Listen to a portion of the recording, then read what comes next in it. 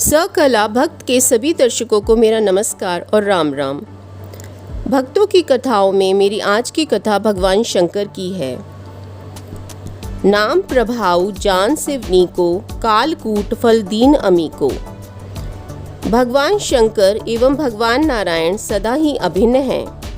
आराधकों की रुचि एवं अधिकार भेद से उन्हें अभीष्ट आराध्य रूप का अवलंबन देने के लिए वे एक सच्चिदानंद घन ही नित्य मंगलमय दो रूपों में स्थित हैं।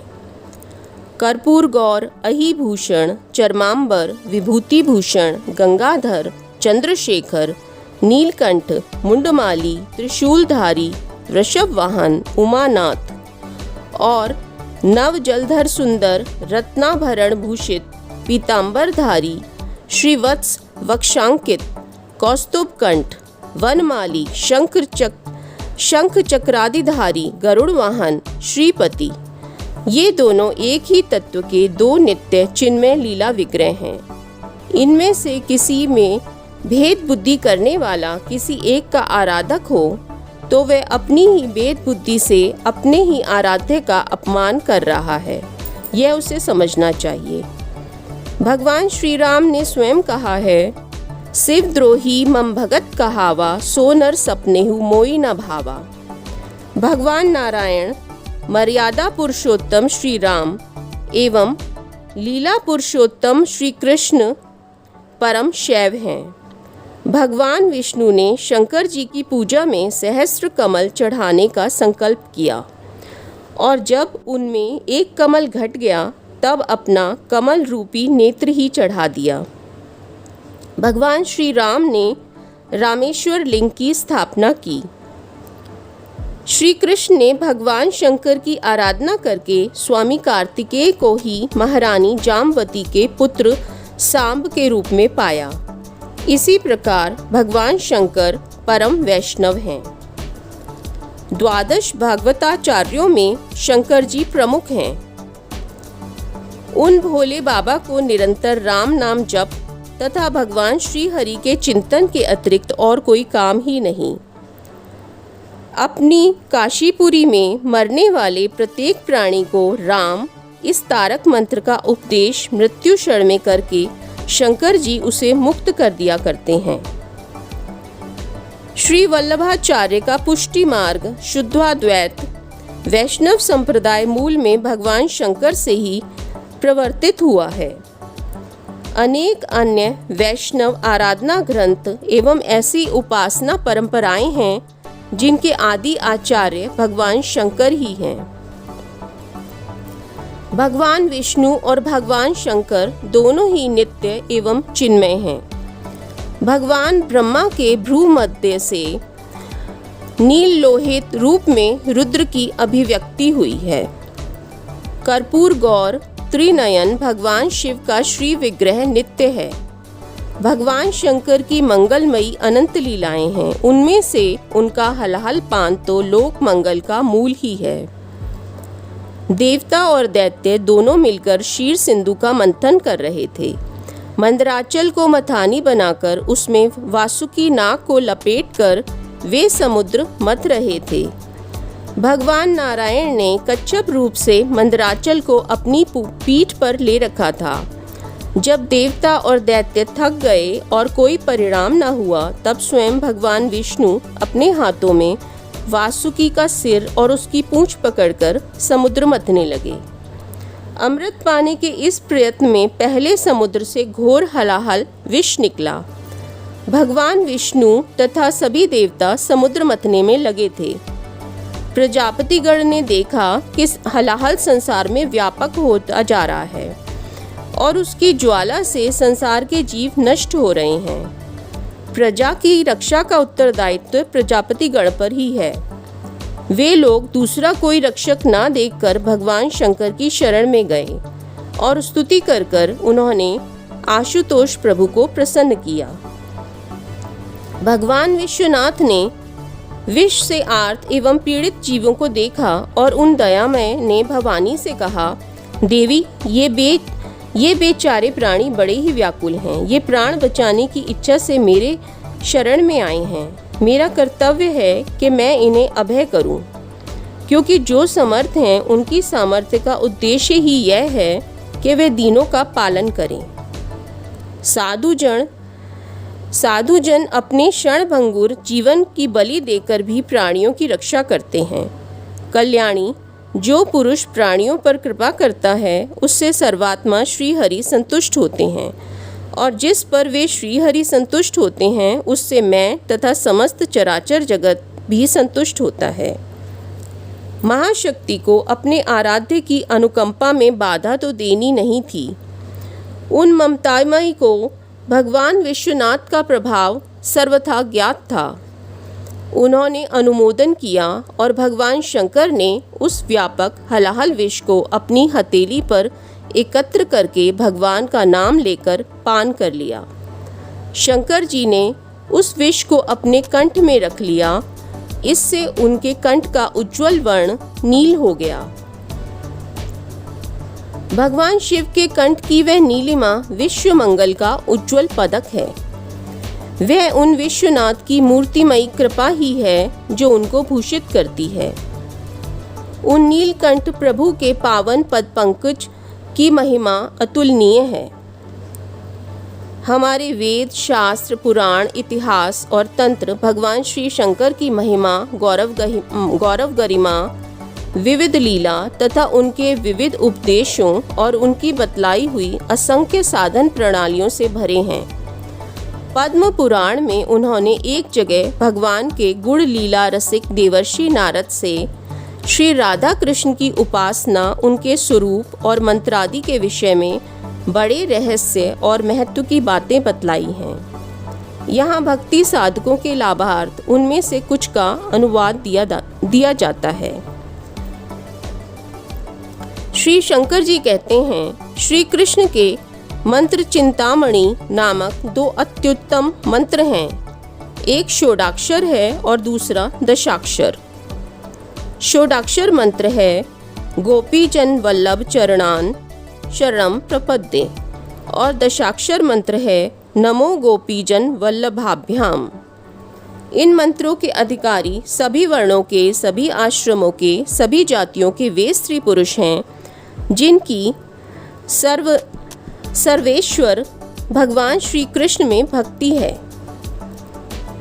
ये मंत्र श्री कृष्ण के अभक्त, कृतघ्न, दुराभिमानी और श्रद्धा रहित मनुष्यों को नहीं बतलाने चाहिए। दंभ, लोभ, काम और क्रोध आदि से रहित श्री कृष्ण के अनन्य भक्त को ही ये मंत्र देने चाहिए। इनका यथाविधि न्यास करके श्री कृष्ण की पूजा करनी चाहिए। फिर उनका इस प्रकार ध्यान करना चाहिए। ध्यान। सुंदर वृंदावन में कल्प वृक्ष के नीचे सुरम्य रत्न सिंहासन पर भगवान श्री कृष्ण श्री प्रिया जी के साथ विराजमान हैं। श्री कृष्ण का वर्ण नव जलधर के समान नील श्याम है। पीतांबर धारण किए हुए हैं, द्विभुज हैं, विविध रत्नों की और पुष्पों की मालाओं से विभूषित हैं। मुखमंडल करोड़ों चंद्रमाओं से भी सुंदर है। तिरछे नेत्र हैं, ललाट पर मंडलाकृति तिलक है जो चारों ओर चंदन से और बीच में कुमकुम बिंदु से बनाए हुए हैं। कानों में सुंदर कुंडल शोभायमान हैं। उन्नत नासिका के अग्रभाग में मोती लटक रहा है। पके बिंबफल के समान अरुण वर्ण अधर हैं जो दांतों की प्रभा से चमक रहे हैं। भुजाओं में रत्नमय कड़े और बाजूबंद हैं और अंगुलियों में रत्नों की अंगूठियां शोभा पा रही हैं। बाएं हाथ में मुरली और दाहिने में कमल लिए हुए हैं। कमर में मनोहर रत्नमयी करधनी है। चरणों में नूपुर सुशोभित हैं। बड़ी ही मनोहर अलकावली है। मस्तक पर मयूर पिच्छ शोभा पा रहा है। सिर में कनेर के पुष्पों के आभूषण हैं।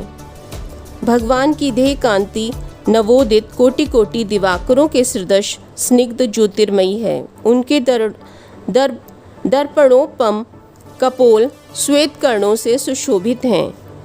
चंचल नेत्र श्री राधिका जी की ओर लगे हुए हैं। वाम भाग में श्री राधिका जी विराजिता हैं। तपे हुए सोने के समान उनकी देह प्रभा है। नील वस्त्र धारण किए हैं। मंद मंद मुस्कुरा रही हैं। चंचल नेत्र युगल स्वामी के मुख चंद्र की ओर लगे हैं। चकोरी की भांति उनके द्वारा वे श्याम मुख चंद्र का सुधा का पान कर रही हैं। अंगुष्ठ और तर्जनी अंगुली के द्वारा वे अपने प्रियतम के मुख कमल में पान दे रही हैं। उनके गले में दिव्य रत्नों के और मुक्ताओं के हार हैं।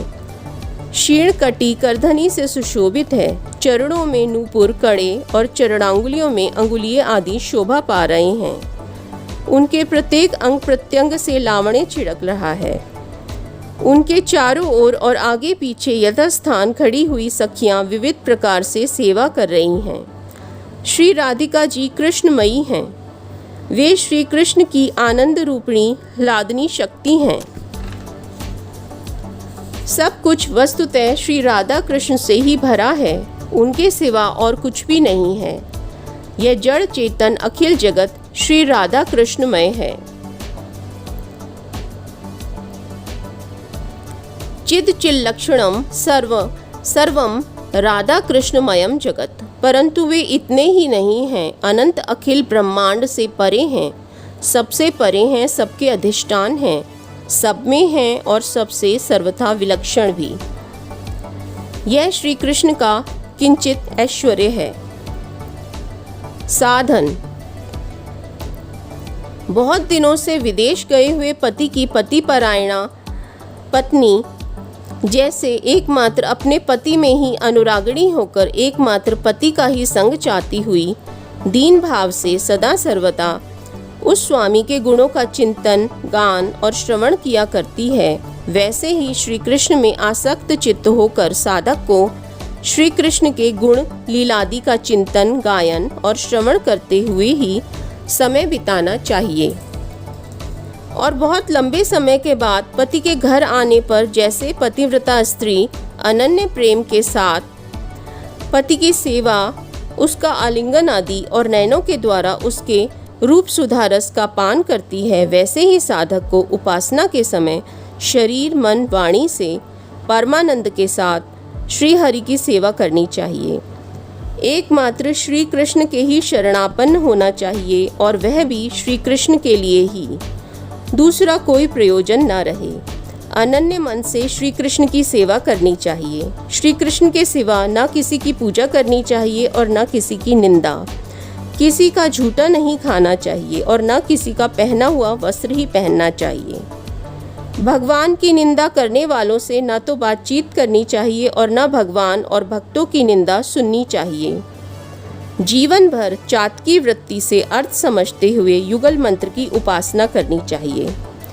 चातक जैसे सरोवर, नदी और समुद्र आदि सहज ही मिले हुए जलाशयों को छोड़कर एकमात्र मेघ जल की आशा से प्यास से तड़पता हुआ जीवन बिताता है। प्राण चाहे चले जाएं पर मेघ के सिवा किसी दूसरे के जल की प्रार्थना नहीं करता। इसी प्रकार साधक को एकाग्र मन से एकमात्र श्री कृष्ण गत चित्त होकर साधना करनी चाहिए। परम विश्वास के साथ श्री युगल सरकार से निम्नलिखित प्रार्थना करनी चाहिए। नाथ, पुत्र, मित्र और घर से भरे हुए इस संसार सागर में आप ही दोनों मुझको बचाने वाले हैं। आप ही शरणागत के भय का नाश करते हैं। मैं जो कुछ भी हूँ और इस लोक और परलोक में मेरा जो कुछ भी है, वह सभी आज मैं आप दोनों के चरण कमलों में समर्पण कर रहा हूँ। मैं अपराधों का भंडार हूँ, मेरे अपराधों का पार नहीं है। मैं सर्वथा साधनहीन हूँ, गतिहीन हूँ, इसलिए नाथ एकमात्र आप ही दोनों प्रिया प्रियतम मेरी गति हैं। श्री राधिका कांत श्री कृष्ण और श्री कृष्ण कांते राधिके, मैं तन मन वचन से आपका ही हूँ और आप ही मेरी एकमात्र गति हैं। मैं आपकी शरण में हूँ, आपके चरणों पर पड़ा हूँ। आप अखिल कृपा की खान हैं। कृपा पूर्वक मुझ पर दया कीजिए और मुझ दुष्ट अपराधी को अपना दास बना लीजिए। जो भगवान श्री राधा कृष्ण की सेवा का अधिकार बहुत शीघ्र प्राप्त करना चाहते हैं, उन साधकों को भगवान के चरण कमलों में स्थित होकर इस प्रार्थनामय मंत्र का नित्य जप करना चाहिए। भगवान शंकर ने फिर नारद से कहा, देवर्षि, मैं भगवान के मंत्र का जप और उनका ध्यान करता हुआ बहुत दिनों तक कैलाश पर रहा। तब भगवान ने प्रकट होकर मुझे दर्शन दिए और वर मांगने को कहा। मैंने बारंबार प्रणाम करके उनसे प्रार्थना की, कृपा सिंधो, आपका जो सर्वानंदमयी समस्त आनंदों का आधार नित्य मूर्तिमान रूप है, जिसे विद्वान लोग निर्गुण निष्क्रिय शांत ब्रह्म कहते हैं, हे परमेश्वर, मैं उसी रूप को अपनी आंखों से देखना चाहता हूँ। भगवान ने कहा, आप श्री यमुना जी के पश्चिम तट पर मेरे वृंदावन में जाइए, आपको वहाँ मेरे स्वरूप के दर्शन होंगे। इतना कहकर भगवान अंतर्ध्यान हो गए। मैंने उसी क्षण मनोहर यमुना तट पर जाकर देखा। समस्त देवताओं के ईश्वरों के ईश्वर भगवान श्री कृष्ण मनोहर गोप वेश धारण किए हुए हैं। उनकी सुंदर किशोर अवस्था है। श्री राधा जी के कंधे पर अपना अति मनोहर बायां हाथ रखे वे सुंदर त्रिभंगी से खड़े मुस्कुरा रहे हैं। उनके चारों ओर गोपियों का मंडल है। शरीर की कांति सजल जलद के सदृश स्निग्ध श्याम वर्ण है। वे अखिल कल्याण के एकमात्र आधार हैं। इसके बाद भगवान श्री कृष्ण ने अमृतोपम मधुर वाणी में मुझसे कहा, शंकर जी, आपने आज मेरा यह परम अलौकिक रूप देखा है। सारे उपनिषद मेरे इस घनीभूत निर्मल प्रेममय सच्चिदानंद घन रूप को ही निराकार, निर्गुण, सर्वव्यापी, निष्क्रिय और परात्पर ब्रह्म कहते हैं। मुझ में प्रकृति से उत्पन्न कोई गुण नहीं है और मेरे गुण अनंत हैं, उनका वर्णन नहीं हो सकता और मेरे वे गुण प्राकृत दृष्टि से सिद्ध नहीं होते, इसलिए ये सब मुझको निर्गुण कहते हैं। महेश्वर, मेरे इस रूप को चर्म चक्षुओं के द्वारा कोई देख नहीं सकता, इसलिए वेद इसको अरूप या निराकार कहते हैं। मैं अपने चैतन्यांश के द्वारा सर्वव्यापी हूँ, इसलिए विद्वान लोग मुझको ब्रह्म कहते हैं। और मैं इस विश्व प्रपंच का रचयिता नहीं हूँ, इसलिए पंडित गण मुझको निष्क्रिय बतलाते हैं। शिव वस्तुतः सृष्टि आदि का कोई भी कार्य मैं स्वयं नहीं करता। मेरे अंश ही ब्रह्मा विष्णु रुद्र माया गुणों के द्वारा सृष्टि संहार आदि कार्य किया करते हैं। देवर्षि भगवान के इस प्रकार कहने और कुछ अन्य उपदेश करने पर मैंने उनसे पूछा, नाथ, आपके इस युगल स्वरूप की प्राप्ति किस उपाय से हो सकती है, इसे कृपा करके बतलाइए। भगवान ने कहा, हम दोनों के शरणापन्न होकर जो गोपी भाव से हमारी उपासना करते हैं, उन्हीं को हमारी प्राप्ति होती है, अन्य किसी को नहीं। गोपी भावेन देवेश समामेति न चेत्र है। एक सत्य बात और है, वह यह है कि पूरे प्रयत्नों के साथ इस भाव की प्राप्ति के लिए श्री राधिका की उपासना करनी चाहिए। हे रुद्र, यदि आप मुझे वश में करना चाहते हैं तो मेरी प्रिया श्री राधिका जी की शरण ग्रहण कीजिए। आश्रित्य ममत प्रियाम रुद्रमा वशीकर्तु मर्हसि। इसी प्रकार भगवान शंकर ने विविध उपासनाओं के अमोघ उपदेश दिए हैं। भगवान के भक्त, सखा और स्वामी भगवान श्री शंकर जी को कोटि कोटि प्रणाम।